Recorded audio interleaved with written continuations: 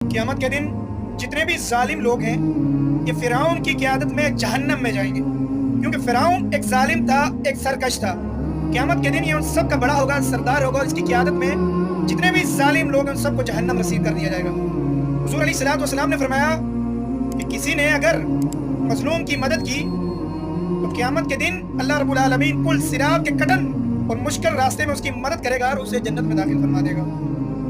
और अगर किसी मज़लूम ने मदद तलब की और उसकी मदद ना की, तो फिर कब्र के अंदर उसे 100 कोड़े मारे जाएंगे। नबी अलैहिस्सलातु वस्सलाम ने फरमाया कि जिसने किसी ईमान वाले को अज़ियत दी, उसने मुझे अज़ियत दी, और जिसने मुझे अज़ियत दी, उसने अल्लाह को अज़ियत दी। फिर वो अपना ठिकाना जहन्नम तलाश कर ले। क़यामत के दिन मज़लूम ज़ालिम के साथ चिमट जाएगा और कहेगा मेरे और तेरे दरमियान एक आदिल फैसला फरमाएगा, और ज़ालिम जान जाएगा, और उस वक्त ज़ालिम इंसान की जितनी भी नेकियां होंगी तमाम मज़लूम इंसान को दे दी जाएंगी। हुज़ूर अलैहिस्सलातु वस्सलाम के नज़दीक ज़ालिम इंसान क़ाबिल मज़म्मत और क़ाबिल नफ़रत है।